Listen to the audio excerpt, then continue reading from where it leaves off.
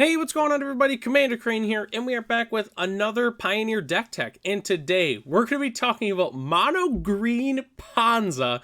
I'm very excited to bring this list to you.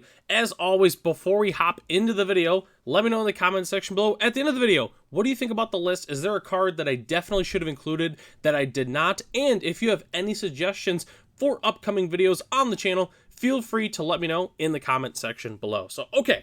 So for those who are not longtime viewers of the channel, back in the day, in Modern, I used to play a ton of red-green Ponza. Like, a lot of it. It was kind of the deck that I was known for a long time.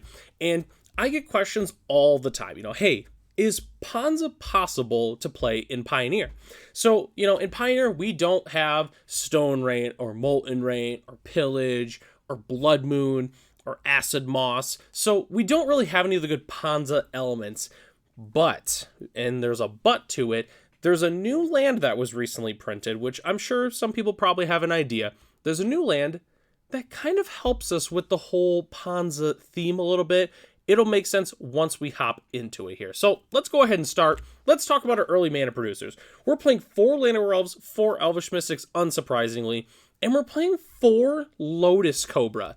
Lotus Cobra will kind of make sense in a second here. When we talk about what the deck is about, it will make perfect sense. So, but we are playing Lotus Cobra, definitely a big fan of it in general. You don't really see it, featured a lot for the most part in Pioneer.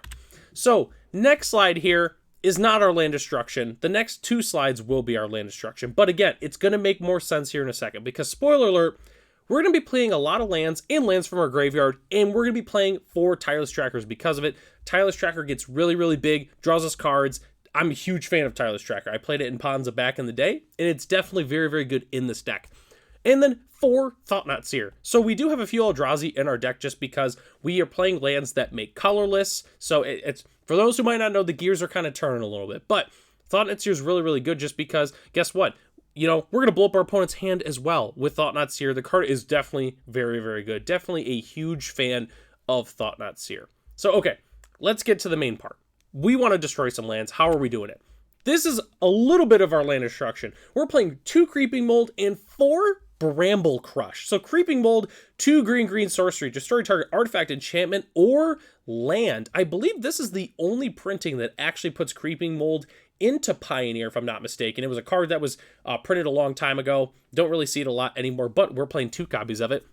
But Bramble Crush, I'm a huge fan of. Destroy target non-creature permanent. So, pretty self-explanatory. We get to hit lands with it, we can hit planeswalkers with it, enchantments, artifacts. As long as they're not creatures, we can blow it up. So definitely a huge fan of Bramble Crush. I kind of forgot it was in Pioneer, honestly, when I was building this deck.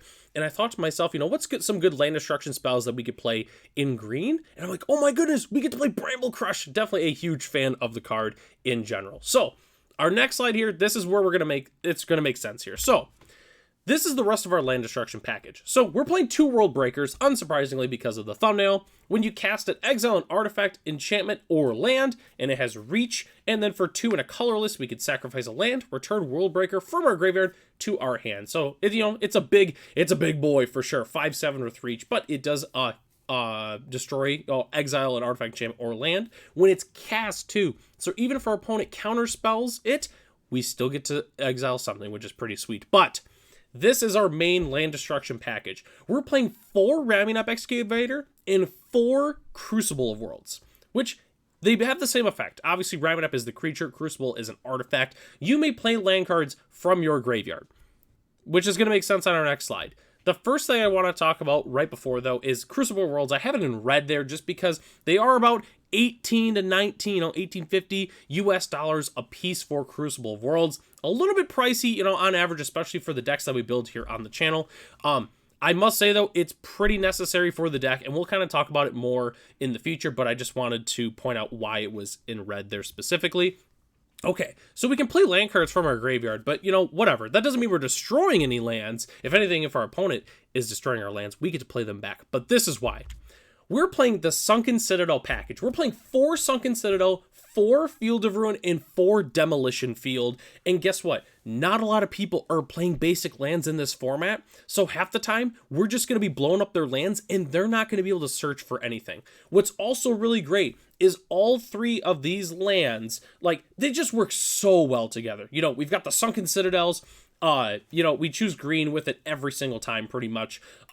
And it's pretty self-explanatory. You know, we can go turn 1, tap Sunken Citadel. Turn 2, if we play a Field of Ruin or a Demolition Field, boom, we can immediately tap it and we can destroy our opponent's land, no problem. And then guess what? We can even grab a Forest because it comes in untapped, and then we can play an Elf. So a turn 2 Elf half the time is kind of better than a turn 1 Elf in this deck, which is pretty funny. So definitely a big fan of the Sunken Citadel, Field of Ruin, Demolition Field.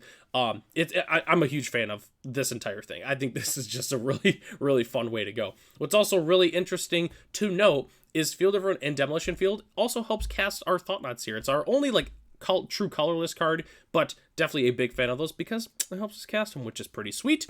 So our next slide here, obviously these were some of our lands here that we're playing. Let's go ahead and check out the rest of them though real quick. We're playing 2 Lair of the Hydra and 1 Boseiju who endures. Kind of the same thing for the most part. Boseiju does also blow up lands, which is kind of cool. You know, obviously they can grab a land with a basic land type. So if they're playing a dual color deck, they can grab a shock land, for instance. So, but we're not really playing Boseiju to destroy lands.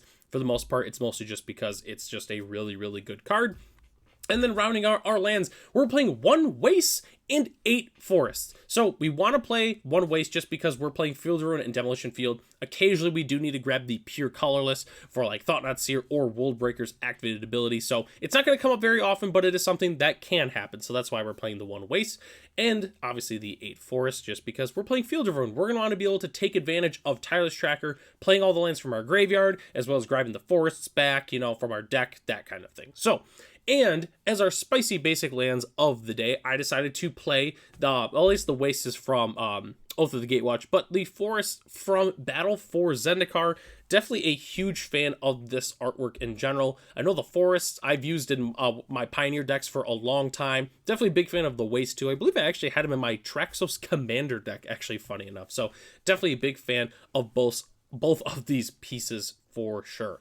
So that's our entire main board, but we still have to talk about our sideboard as well as some budget options. So sideboarding is relatively simple. We're going to want some graveyard hate. Cards like Tormod's Crypt, Soul Guide Lantern, and Grafdigger's Cage are fantastic pieces for graveyard hate. Pick your poison. The Rakdos Vampire deck is everywhere in the format right now. You're going to want to be playing 3 to 4 copies of Pick Your Poison, but the other thing is it's not just good against that deck. You can also make our opponent sacrifice an enchantment, blow up some Leyline Bindings. If our opponent's playing artifacts, you know, like Darksteel Citadel, boom, make you sacrifice an artifact, boom, you have to sacrifice your Darksteel Citadel, that kind of thing, or even just another artifact, doesn't have to be Darksteel Citadel. But Pick Your Poison is very, very good. We're going to want some removal spells, and we are in green, so we're somewhat limited on the removal we can play. I would personally recommend Hard Hitting Question from Murders at Karlov Manor. You can also play Tail Swipe, both fantastic options. And then the last thing is Tamiyo Safekeeping, because, you know, with the Random Excavator and the Crucible Worlds, we're going to want to be able to protect what we're doing specifically, and Tamiyo Safekeeping is great because it can protect any permanent we control. So very, very important. Tamiyo Safekeeping is very, very good in our sideboard. So last thing we have to talk about is the budget options, which I'm going to be honest with you, a lot of the deck, there's not a ton of budget options you could do for the most part. Obviously swapping Boseiju, you know, swapping another forest or even like a, you know, whatever. It can really be any decent land. But the main thing I want to talk about is Crucible of Worlds. So in Pioneer, there's not a lot of cards that let us play lands from our graveyard. You know, it's really just Remnant Excavator and Crucible Worlds. I know there's also like Ancient Green Warden, for instance, but Crucible Worlds is a very expensive piece of the deck.